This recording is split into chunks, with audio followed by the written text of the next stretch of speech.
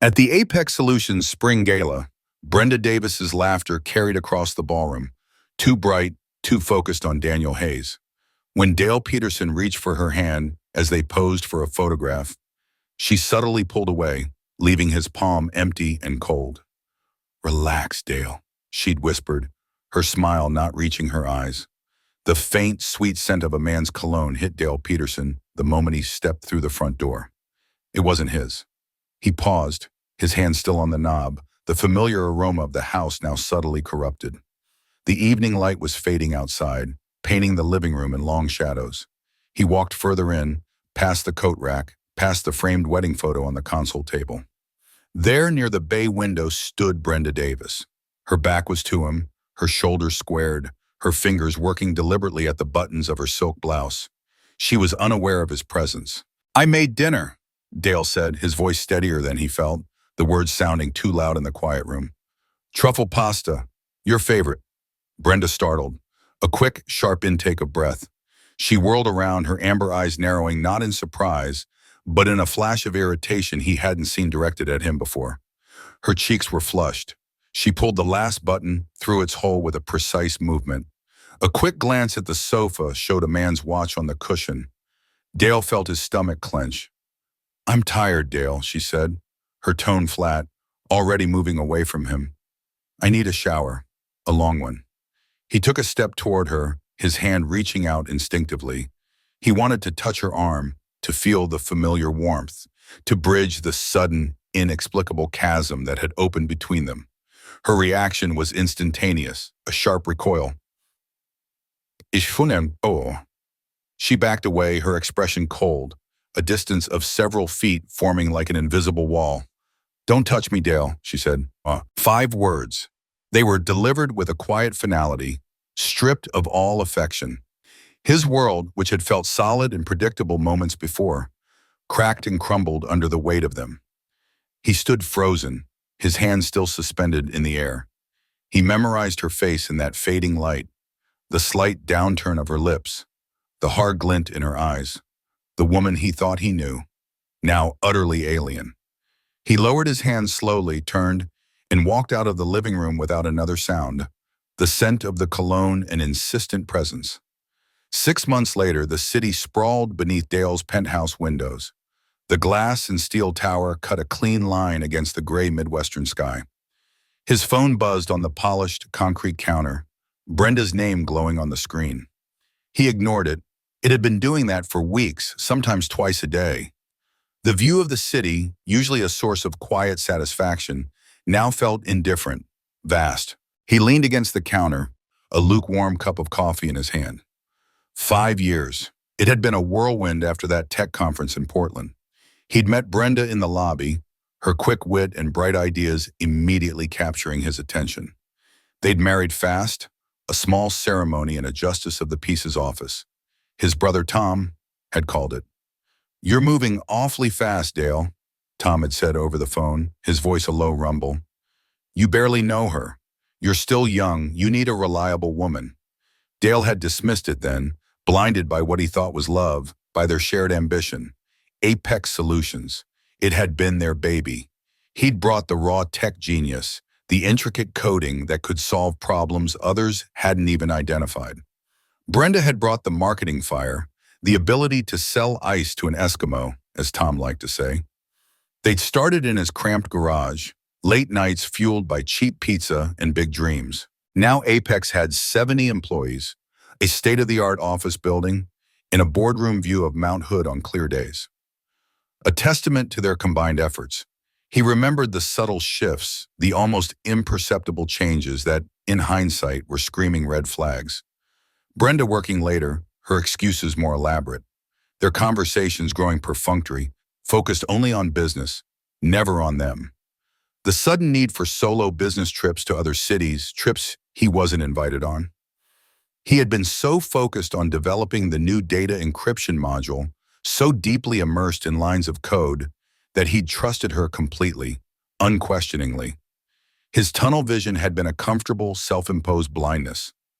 The biggest opportunity for Apex Solutions emerged, Westridge Manufacturing. Brenda Davis took charge of negotiations, working closely with their new COO, Chad Miller. Chad Miller was everything Dale Peterson was not. Effortlessly handsome, smooth, and connected through Ivy League ties. Dale noticed Chad's lingering gaze on Brenda and her brighter smile when he spoke, dismissing it as unfounded paranoia. Brenda informed Dale that Chad believed the Westridge contract was nearing finalization. Dale proposed celebrating with a winery trip, but Brenda declined, citing a crucial meeting with Chad and the tech team in Seattle. Dale offered to join, emphasizing that integration fell under his department, but Brenda firmly refused, stating, "No need, I've got it handled." The night he caught her, Dale had come home early, his software module finally complete. He meticulously prepared her favorite truffle pasta and set the table with their Wedgwood china, waiting. Brenda's text arrived at 8:15 p.m. A brief message. "Meeting running late, don't wait up." She returned home at 9:30 p.m. He was smudged lipstick, misaligned blouse buttons, and the unfamiliar cologne. Following her cold rejection, Dale spent the night on the living room sofa, his mind calculating with the precision of his own software. His objective solidified. Not to salvage the marriage, but to safeguard Apex Solutions, the company he had co-founded and built. The Westridge manufacturing contract arrived on Dale's desk like a promised sunrise. It wasn't just another client, it was the biggest fish in the regional pond. A powerhouse that would elevate Apex Solutions from a successful startup to a major player. Their software system, designed to streamline Westridge's sprawling supply chain, would be a game changer for both companies. The entire office buzzed with a new energy, a heightened sense of purpose. Brenda, with her knack for charm and her sharp understanding of market needs, naturally took the lead on the negotiations. She thrived in those high-stakes environments, a polished counterpoint to Dale's quiet, analytical brilliance. Her primary contact at Westridge was their newly appointed COO, Chad Miller. Dale remembered Chad from the initial presentations, tall, sharp-suited, with an easy laugh and a handshake that felt a little too firm. Chad was everything Dale wasn't. Smooth, effortlessly handsome, with an Ivy League pedigree and a network built on old money and connections. Dale had built Apex from a garage. Chad seemed to have been born with a silver spoon and an executive title. Dale often observed them during joint meetings or company events. Chad's eyes, Dale noticed, had a habit of lingering on Brenda, a beat too long after a joke or a shared glance. And Brenda's smile, usually professional, seemed to brighten around Chad, her laughter a little more unrestrained. Dale pushed it away, calling it paranoia, a byproduct of his own introversion. He was a coder, not a socialite. He spent his days in algorithms. Brenda navigated boardrooms and cocktail parties. It was natural she'd have a different kind of rapport with someone like Chad. One afternoon, Brenda walked into his office, a file tucked under her arm. "Chad thinks we can close the Westridge deal by the end of next month," she announced, a hint of triumph in her voice. "He's pushing hard for it." "That's good," Dale replied, leaning back in his chair, a small smile touching his lips. "That's very good. We should celebrate when it's final." "Maybe that winery up in Dundee? You've always liked their Pinot Noir." Brenda shook her head, her attention already drifting to something on her phone. "No time, Dale. We're still in the thick of it. Plus, I've got a meeting with Chad and the tech team in Seattle next week to go over the final integration architecture. It's critical." "Integration is my department, Brenda," Dale said, a slight edge in his voice. He sat up straighter, a practical concern outweighing the vague unease. "I should really be there to make sure everything aligns with what we've built." She looked up then, her amber eyes cool and dismissive. "No need, I've got it handled. You focus on the new module. We need it watertight by Q4. The conversation ended there, clipped and final. The night he caught her, Dale had come home early. The new encryption module, his brainchild, was finally complete, validated, and ready for deployment. A wave of exhilaration mingled with quiet exhaustion washed over him. He wanted to share it with Brenda, to celebrate the culmination of months of intense work. He bought a bottle of her favorite Cabernet, went home and started preparing dinner. Truffle pasta, her absolute favorite. He pulled out the Wedgwood china, the delicate pattern a reminder of their wedding gifts, and set the table carefully. The house slowly filled with the rich aroma of garlic and mushrooms. He waited, At 8:15 p.m., I need him. His phone buzzed. A text from Brenda. Meeting running late. Don't wait up. Just a handful of words. The culinary masterpiece he'd prepared now felt like a lonely monument. He ate a small portion, the taste bland, then cleaned up the kitchen, putting away the uneaten plates. She arrived home at 9:30 p.m.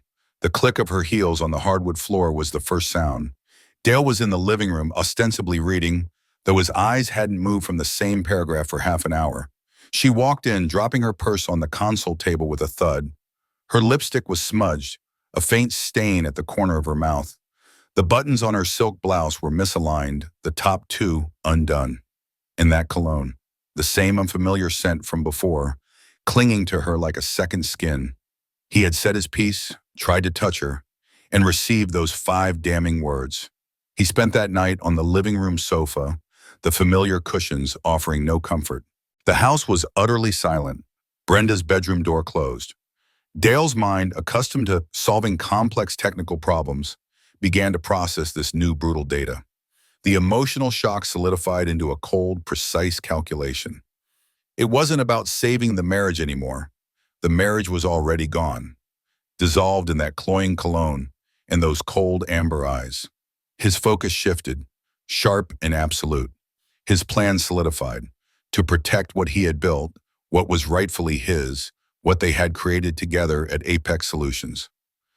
The next morning, Dale Peterson feigned ignorance, kissing Brenda Davis's cheek and accepting her unconvincing excuse.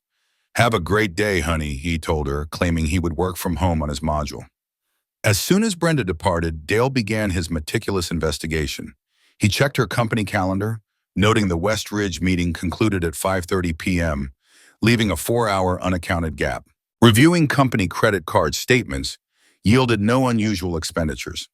He then analyzed emails between Brenda and Chad, finding professional exchanges interspersed with oddly personal phrases and inside jokes. Final confirmation arrived via cell phone records, revealing dozens of late-night and weekend calls to Chad's personal cell, many exceeding an hour. A strange, unsettling calm enveloped Dale. He now possessed the knowledge he needed to act decisively. He contacted Frank Willis, a corporate attorney he knew casually from the golf club. Their meeting took place at a discreet coffee shop in Lake Oswego, away from their typical haunts. Dale informed Frank he required assistance to restructure my company entirely legally, but with maximum protection for certain assets. The morning light, thin and hesitant, crept through the blinds. Brenda stirred beside him, then sat up. Dale lay still, feigning sleep, listening to the rustle of her movements. He heard her walk to the bathroom, the faint sound of the shower starting. When she emerged, dressed for work, he rolled onto his side, blinking as if just waking. "Morning," he mumbled, his voice rough. "Morning," Brenda replied, her tone neutral, distant. She stood by the bed, applying lipstick, her face a mask of everyday routine. "Sorry I was late last night. That West Ridge meeting just ran and ran. You know how Chad gets once I was on a roll." The lie was thin, flimsy, a piece of tissue paper against a brick wall. Dale pushed himself up, rubbing his eyes. "Don't worry about it. Happens." He leaned over and pressed a light kiss to her cheek. It felt cool, foreign. He could still smell the faint, lingering trace of that cologne. "Have a great day, honey. I'm going to work from home today. Really get that module locked down." "Okay," she said, gathering her briefcase. She didn't look at him, her gaze fixed on something beyond the window. "See you tonight." And then she was gone, the click of the front door echoing through the quiet house. The silence that followed was heavy, tangible. Dale waited 5 minutes, then 10, ensuring she was truly gone. Then the transformation was immediate. The mask of compliant husband slipped away. His movements became deliberate, precise. He walked to her home office, a space he rarely entered. Her company laptop sat on her desk, lid closed. He knew her password. They had shared everything, or so he thought. He logged in. First, her company calendar. He scrolled back to the previous evening. The West Ridge meeting was clearly marked, scheduled to end at 5:30 p.m. It was 9:30 p.m. when she arrived home. 4 hours. 4 hours unaccounted for.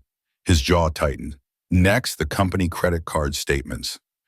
He opened the finance portal, navigating through pages of expenditure. Lunches, client dinners, travel, office supplies, nothing out of the ordinary.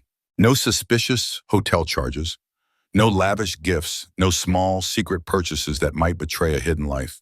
She was careful, meticulous, or perhaps simply not using company funds for her indiscretions. Then he moved to her company email. He searched for emails from Chad Miller, hundreds of them. Most were professional, detailing project updates, meeting schedules, strategy discussions. But interspersed among the corporate jargon, Dale began to notice subtle deviations. A line about a private joke from the Portland trip he knew nothing about. An oddly personal phrase, "You always know how to make me laugh, even on the toughest days," hidden in a reply to a project update. Small things easily dismissed on their own, but now forming a pattern, like faint constellations against a dark sky. The final confirmation came from the cell phone records. He accessed the company's wireless provider account. Their plan covered both his and Brenda's phones. He pulled up Brenda's detailed call log. His breath hitched. Dozens of calls. To Chad Miller's personal cell number. Late at night. On weekends. Some lasting over an hour. One the previous night from 6 o'clock p.m. to 7:45 p.m. A full hour and 45 minutes after the Westridge meeting was supposed to have ended. The data was undeniable, irrefutable. A strange, almost clinical calm settled over Dale. There was no surge of anger, no wave of despair, just a cold, hard clarity. Now he knew. All the vague fears, the gnawing doubts, the whispers of paranoia he had tried to silence. They were real, and knowing, truly knowing, gave him power. It was like finally debugging a complex piece of software. The problem was identified. Now he could act. He closed the laptop, the screen reflecting his unreadable face. He reached for his personal cell phone. He scrolled through his contacts until he found Frank Willis. Frank was a corporate attorney, a sharp, no-nonsense man Dale knew from their occasional golf games at the club. They weren't close, but Dale respected his reputation for discretion and effectiveness. "Frank, it's Dale Peterson," he said, keeping his voice even. "Do you have some time today for coffee? Something confidential?" Frank's response was immediate. "I can make time. There's a quiet little place in Lake Oswego. The daily grind. Say 2 o'clock? "Perfect, Dale said. 2 o'clock. Later that afternoon, Dale sat across from Frank at a small, unassuming table in the coffee shop, far from the bustling downtown core and their usual professional circles. The scent of roasted coffee beans mingled with the faint, sweet smell of pastries. Frank listened, his expression impassive, occasionally nodding. Dale kept his voice low, his words chosen with meticulous care. "I need to restructure my company, Frank. Apex Solutions. Completely legally, of course, but with maximum protection for certain assets, specifically intellectual property and my equity." Frank took a slow sip of his black coffee, his eyes steady over the rim of the mug. "I understand, Dale. Tell me what you have in mind." Frank Willis, a seasoned corporate attorney, listened carefully as Dale Peterson explained his need for corporate restructuring, omitting any direct mention of the affair. Dale meticulously outlined his foundational contributions to Apex Solutions, specifically detailing his software and intellectual property. Frank elaborated on the intricate legalities of business ownership, particularly when co-founders are also married, during a potential dissolution. Their discussion focused on strategies to safeguard Dale's intellectual property and accurately define Brenda's specific contributions for future valuation purposes. Dale initiated a covert audit of Apex Solutions' financial records, with a keen focus on Brenda's departmental spending and expenses. He then directed Frank to draft documents for a legal separation and a buyout of Brenda's shares in Apex, citing irreconcilable differences. Frank advised Dale to maintain his composure and act normally to prevent Brenda from suspecting his intentions prematurely. A cold satisfaction settled over Dale. This endeavor was no longer driven by anger, but by calculated strategic advantage. He continued to observe Brenda at the office, noting her frequent private discussions with Chad Miller. The Westridge deal, Apex Solutions' most significant opportunity, now became a calculated element in Dale's broader strategy. Dale began diligently documenting every aspect of Brenda's work performance, her hours, and all business expenditures. Simultaneously, he discreetly started transferring crucial software development projects and key client relationships to himself and a select group of trusted employees. Frank Willis listened, his gaze unblinking. Dale laid out the situation with Apex Solutions, the rapid growth, the intertwining of their professional and personal lives. He spoke about the partnership, his initial vision, the long nights spent coding in the garage. He described his core contributions, the proprietary algorithms, the robust architecture of their flagship software. He avoided any direct mention of Brenda's late nights, the cologne, or the cell phone records. Frank was a corporate attorney. Dale knew he needed to frame this in terms of business, not domestic melodrama. The facts spoke for themselves. "So, you're looking to protect your intellectual property," Frank summarized, his voice flat, professional, "and ensure a fair valuation of your and your wife's contributions to Apex." "Exactly," Dale confirmed. "I built the backbone, the core product. Without it, there's no Apex." Brenda's role was marketing, sales, essential, yes, but her contribution is more external. Frank nodded slowly. Business ownership in a marital dissolution, especially when both spouses are co-founders, can be complex. The company's value and how that value is divided will be meticulously scrutinized. We need to clearly delineate what each of you brought to the table. Your intellectual property, if properly documented and protected, will be key. He paused, tapping his pen against the legal pad. We also need to consider sweat equity, market value, future earning potential. It's not just about who coded what. They spent the next hour discussing strategy. Frank outlined a methodical approach. First, a confidential audit of Apex Solutions' finances. Dale would initiate it, focusing not only on general company health, but specifically on Brenda's department and her expenditures. He had access to everything. No one would question him pulling reports for a founder review. We need a clear paper trail, Frank emphasized. Every dollar in, every dollar out, every decision, every expense, especially hers. Dale felt a cold, hard resolve solidify within him. This wasn't anger, it was pure strategy, a complex problem to be solved with the same logic he applied to his software. He instructed Frank to begin drafting the necessary documents. "I want to move forward with a legal separation, Frank, and a buyout of Brenda's shares in Apex. We'll cite irreconcilable differences." The phrase felt hollow, clinical, yet perfectly suited to the clinical reality he was now facing. "Understood," Frank said, making notes. "But you need to be careful, Dale. Do not tip your hand prematurely. Continue to act as if everything is normal. Maintain your composure. Any sudden change in your behavior, any hint of suspicion, and she might move to protect herself. Or worse, to undermine you." "I understand," Dale replied, his voice even. He could play the part. He was good at compartmentalizing. Over the following weeks, Dale became a silent observer in his own company, his own home. At Apex, he watched Brenda. Her frequent, hushed conversations with Chad Miller, often in the glass-walled conference rooms that offered little soundproofing, became part of his data collection. He'd see them lean in close, sharing a joke, a conspiratorial glance.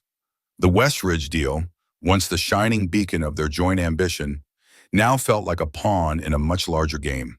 His game. He started documenting everything.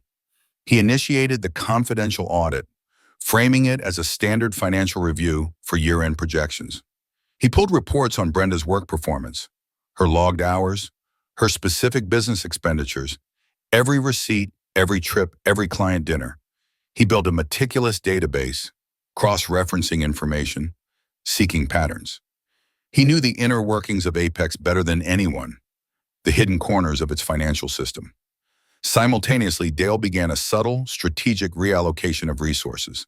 He started transferring critical software development projects that Brenda often took credit for in client presentations to his most trusted lead developers, emphasizing the need for his direct oversight. Key client relationships, especially those he had personally cultivated over the years, he started to manage more directly, scheduling his own meetings, bypassing Brenda's usual channels. He did it all under the guise of optimizing operations, streamlining workflows, preparing for the inevitable expansion after the Westridge contract. No one questioned the founder's initiative.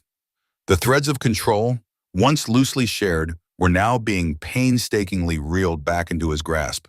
He was preparing for a quiet takeover, an uncoupling so precise, so surgical, that she wouldn't feel the blade until it was too late. Dale Peterson established a separate shell company, transferring select intellectual property rights and future projects to it. He confided in his brother Tom about the imminent divorce and his strategic plan for Apex Solutions. Tom, though shocked, pledged his support. Dale discreetly arranged for key employees, loyal to him and his vision, to be prepared to transition to the new company if required. Brenda Davis, completely unaware of Dale's machinations, continued to concentrate on finalizing the Westridge deal with Chad Miller, confident in her secure position.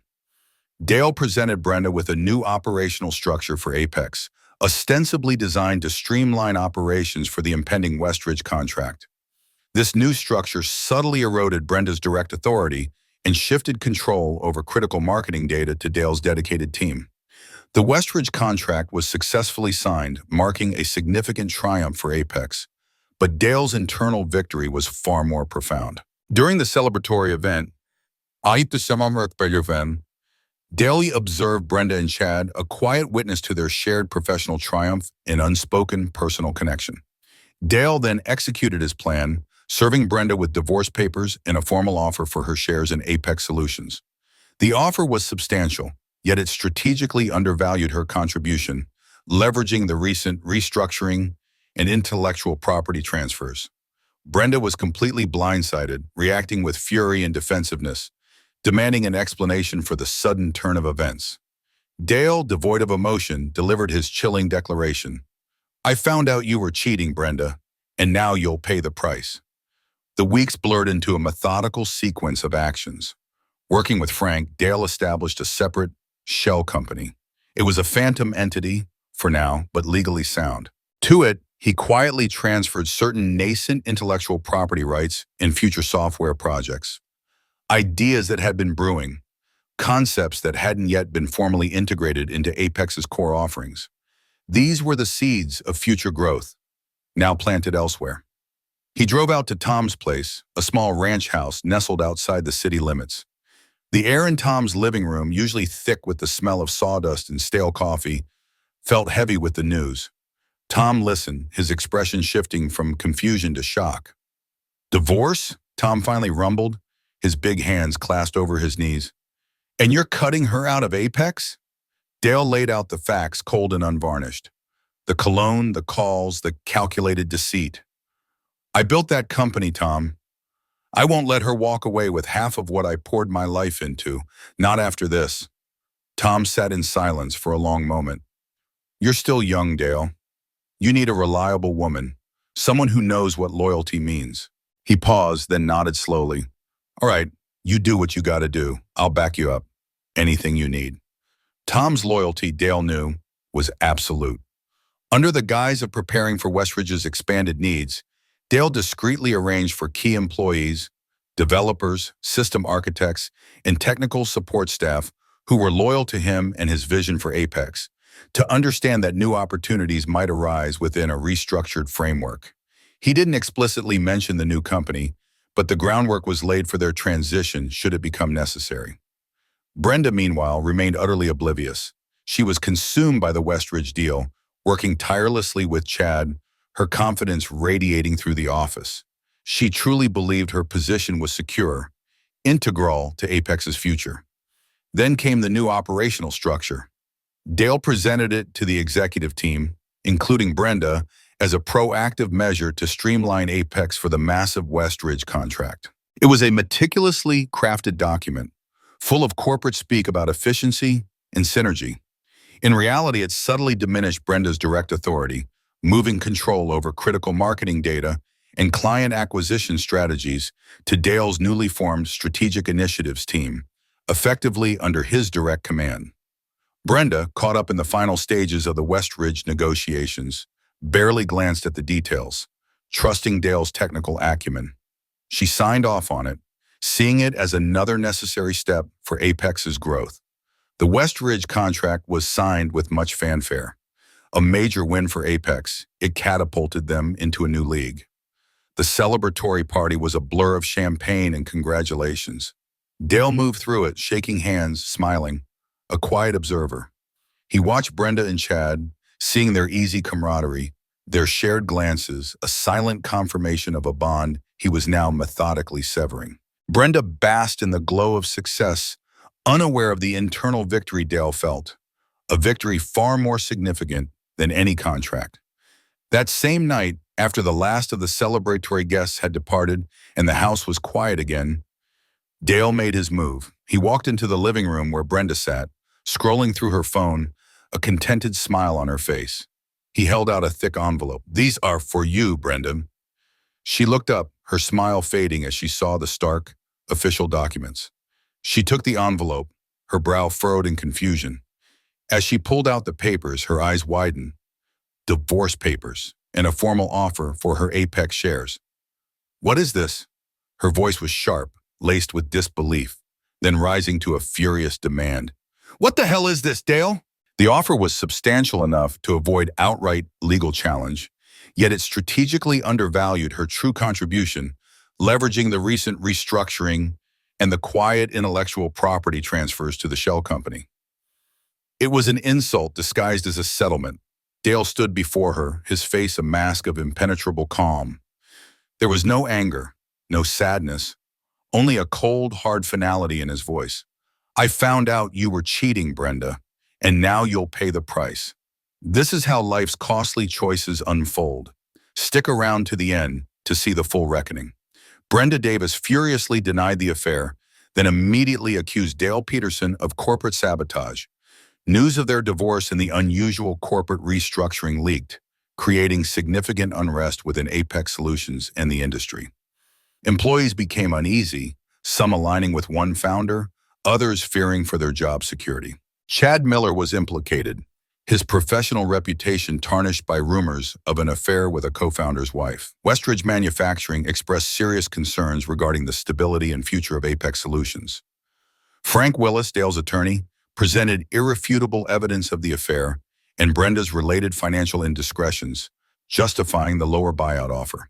Brenda's efforts to garner support among Apex employees failed, as Dale's quiet competence and established loyalty had already secured his position.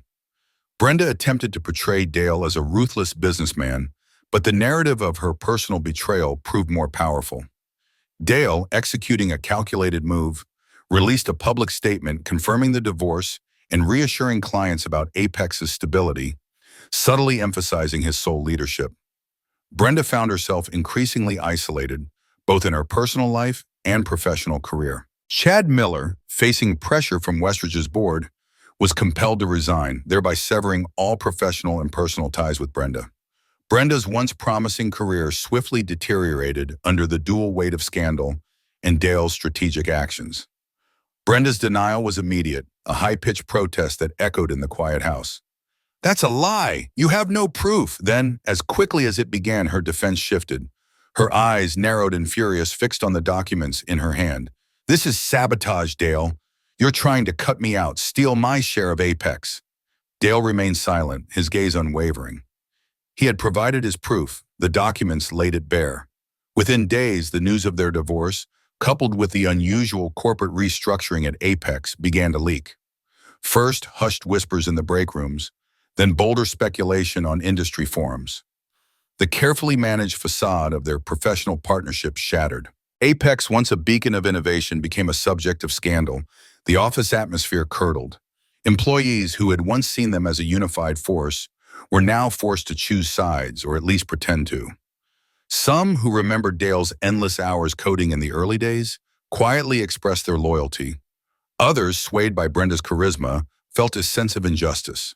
The rest, a majority, simply kept their heads down, fearing for the stability of the company itself. The air was thick with unspoken tension. Chad Miller, the dashing COO of Westridge, quickly found himself implicated. Rumors of his affair with the co-founder's wife spread through the tight-knit tech community like wildfire. His carefully cultivated image, built on Ivy League connections and corporate savvy, began to unravel. The stain of impropriety clung to him. Westridge Manufacturing, their biggest client and the source of Apex's recent triumph, expressed immediate concern.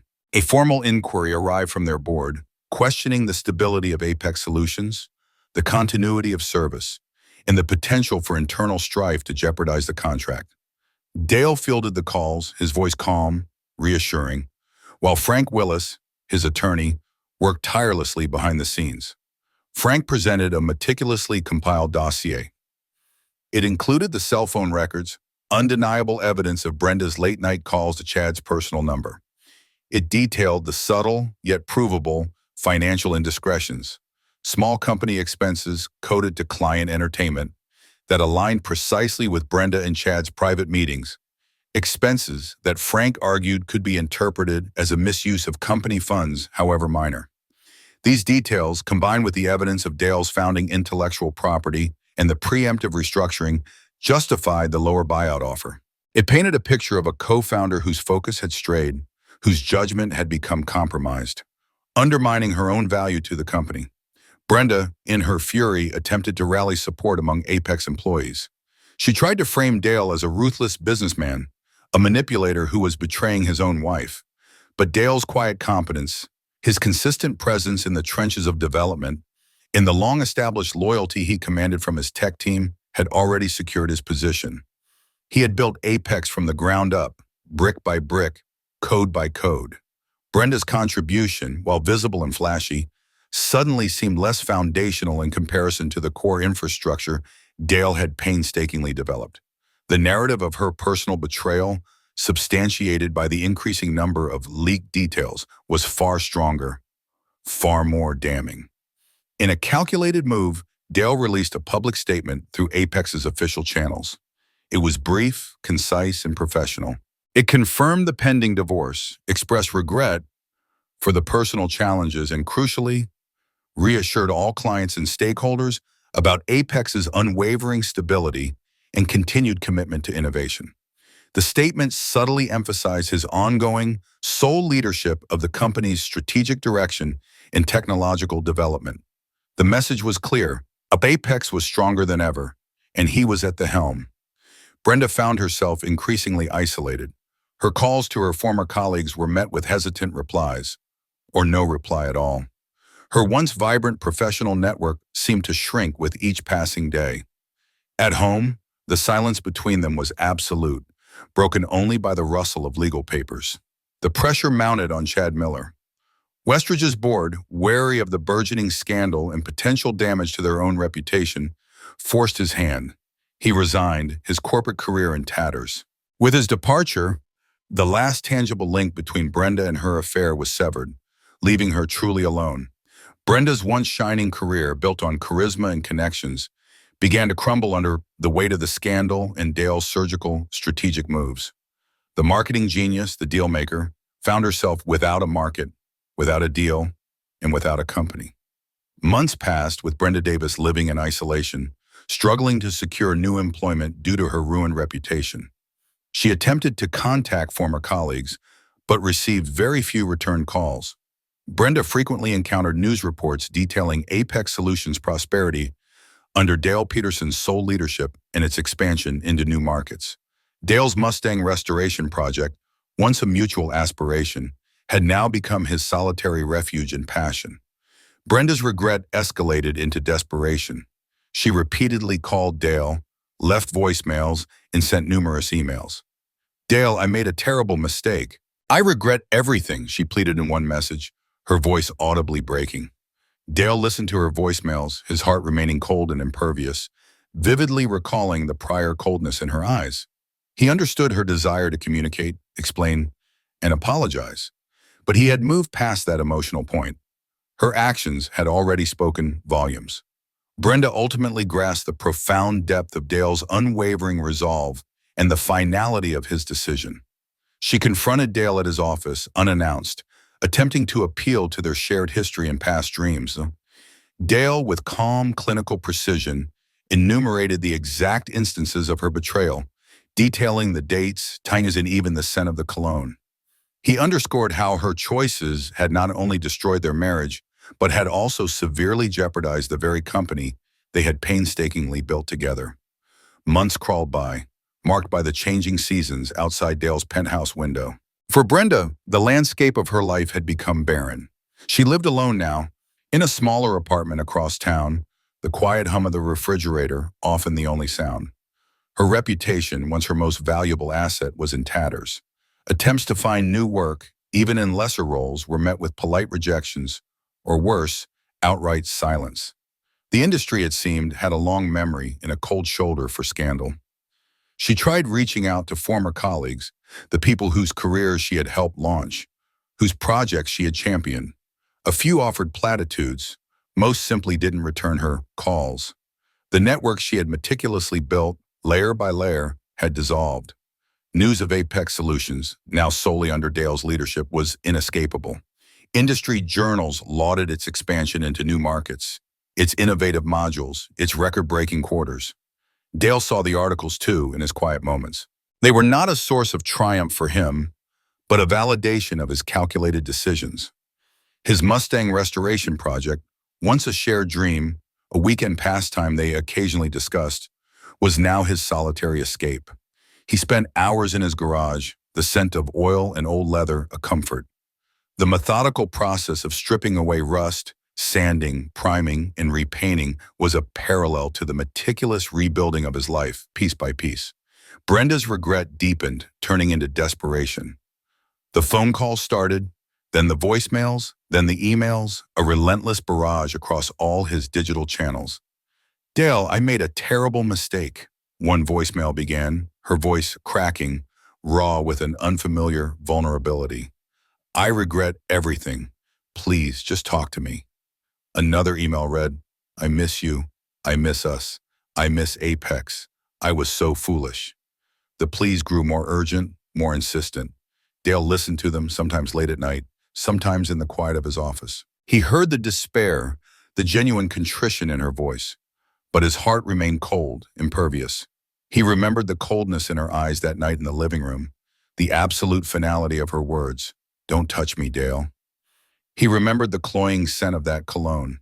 He knew she wanted to talk, to explain, to apologize, to somehow undo it all. But he was past it. Her actions had spoken volumes, and the echoes of those words still resonated, clear and sharp. Brenda, in her desperation, finally grasped the depth of Dale's resolve, the absolute finality of his decision. The calls and emails stopped for a few days, a temporary lull. Then one afternoon, his assistant buzzed him. "Ms. Davis is here, Mr. Peterson. She's insisting on seeing you." Dale nodded, a single calm breath. "Send her in." Brenda walked into his office, a ghost of her former self.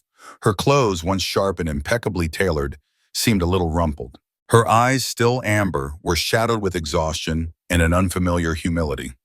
She looked around the spacious office, a space they had designed together, now a monument to his sole command. "Dale," she began, her voice soft, tentative. "Please, can we just talk about everything, about us, about Apex, what we built?" She tried to appeal to their shared history, the early days, the dreams they'd whispered over cold pizza. Dale leaned back in his chair, his expression unreadable. He looked at her, truly looked at her, for the first time in months. "We can talk, Brenda." His voice was even, devoid of emotion. "But there's nothing to explain. The facts are clear." Then he began, calmly, clinically, he listed the precise moments of her betrayal. October 12th, 7:15 p.m. after the Westridge meeting. Call to Chad Miller, 1 hour, 45 minutes. Again, November 3rd, a Saturday, from 9 p.m. to 10:30 p.m. He recited dates, times, locations, details pulled directly from the meticulously gathered evidence. "And the cologne, Brenda, the one that wasn't mine, on your blouse, the night I made your favorite pasta." He left no room for denial, no space for alternative explanations. He watched her face drain of color, her eyes wide with a mixture of shame and dawning horror. "Your choices," he continued, his voice still low, controlled, "didn't just destroy our marriage. They jeopardized the company we built, the livelihoods of 70 employees, the reputation of Apex Solutions. They created instability, doubt, and chaos where there should have been none. He didn't raise his voice, didn't accuse, simply stated the irrefutable consequences of her actions. The cold realism of his words was far more devastating than any shout. Confronted with overwhelming evidence and Dale Peterson's unwavering composure, Brenda Davis finally broke down. She confessed to the affair, citing profound loneliness and the profound foolishness of her actions. Dale acknowledged her confession but stated that it was irrevocably too late for apologies or any prospect of second chances. The divorce settlement was finalized. Brenda received a mere fraction of her initial expectations, her corporate shares significantly devalued. She forfeited the house, the Range Rover, and her once prominent standing within the tech community. Chad Miller, facing his own professional ruin, attempted to completely distance himself from Brenda, deepening her profound isolation. Dale, despite his victory, felt no elation, only a hollow sense of meticulously achieved justice. He reflected on the inherent costs of success, the subtle undercurrents of jealousy, and the profound fragility of trust. From his penthouse, he observed the city lights reflecting on the harbor, a poignant symbol of his hard-won, yet solitary triumph. His brother Tom visited, expressing concern for Dale's emotional well-being, but Dale assured him he was fine. Dale later visited his old garage, gazing at the half-restored Mustang, contemplating the possibility of building something entirely new. He ultimately realized that the affair transcended mere infidelity. It represented a fundamental betrayal of their partnership, both personally and professionally. Brenda, finally confronted with the meticulous detail of the evidence, the unyielding demeanor of the man before her, broke. The composure she had tried to cling to disintegrated. Her shoulders slumped, and a choked sob escaped her lips. Tears streamed down her face, leaving trails through the smudged makeup she no longer bothered to meticulously apply. "Yes," she whispered, her voice barely audible. "Yes, it's true. All of it." She looked up, her eyes pleading. "I was so lonely, Dale. So stupid. I made a mistake." Dale watched her, his expression unchanged. He acknowledged her confession with a small, almost imperceptible nod. "I hear you, Brenda," he said, his voice flat. "But it's too late for apologies, for second chances." The words hung in the air, heavy and final. There was no joy in delivering them, only the quiet certainty of an inevitable outcome. The divorce settlement was finalized quickly after that. Brenda received a fraction of what she had once expected, a bitter testament to Dale's strategic preparations and Frank Willis's relentless work. Her corporate shares, once valued in the millions, were significantly devalued by the restructuring and the documented evidence of her compromised focus. She lost the house, the Range Rover, and any lingering shred of her standing in the tech community. Her name, once synonymous with marketing brilliance, was now a byword for scandal. Chad Miller, facing his own professional ruin, retreated entirely. He changed his phone number, blocked her emails, and vanished from the social circles they once shared. The man she had turned to in her loneliness, the one whose easy charm had captivated her, now sought only to distance himself, deepening her isolation, proving the fleeting nature of superficial connections. Dale stood on his penthouse balcony, overlooking the shimmering reflection of the city lights in the harbor. The air was cool, carrying the faint scent of rain. He had won. Apex Solutions was his, secure and thriving, yet he felt no elation, no triumphant surge of satisfaction. Only a hollow sense of justice served, a quiet, almost melancholic understanding of the price of such a victory. He reflected on the hidden costs of success, the subtle currents of jealousy that could fester beneath the surface of ambition, and the profound fragility of trust once it was broken. A few weeks later, Tom visited. He found Dale in the penthouse, nursing a cup of black coffee, staring out at the gray, expansive sky. "You okay, buddy?" Tom asked, his gruff voice softer than usual. He looked at Dale, searching for something, a flicker of emotion. Dale turned from the window, a faint, almost imperceptible smile touching his lips. "I'm fine, Tom. Apex is doing well. Better than ever." He sounded calm, rational, completely in control. But Tom, his brother, knew him better than most. Later that week, Dale drove to his old garage, the one where Apex Solutions had been born. It was still filled with tools, boxes of old code, and the skeletal frame of the half-restored Mustang. He ran his hand over the cold metal, the unfinished lines of the classic car. He stood there for a long time, contemplating the act of rebuilding. Not just the car, but something new, something entirely his own, unburdened by past betrayals. He realized then that the affair wasn't just about infidelity.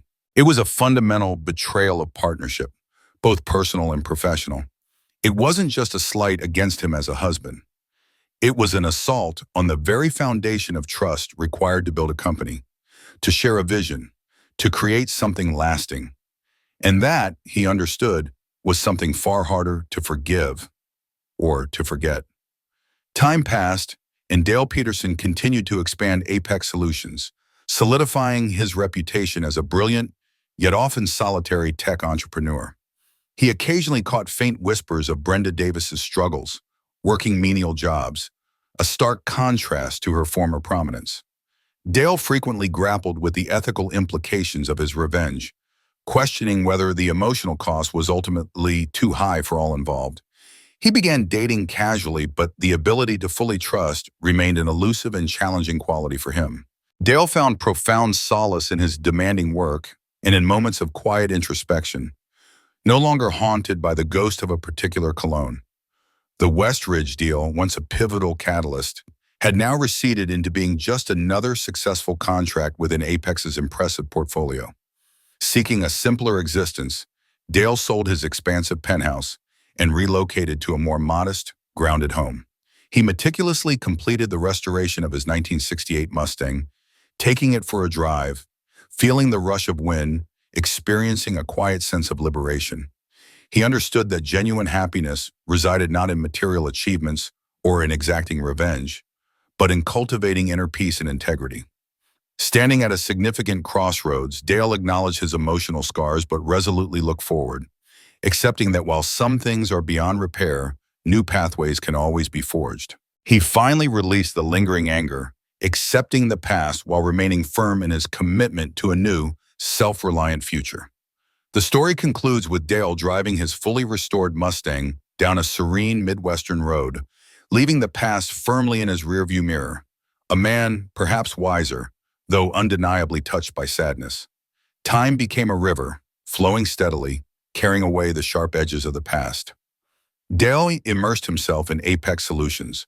The company thrived under his singular vision, expanding into new markets, launching innovative products that bore his unmistakable mark.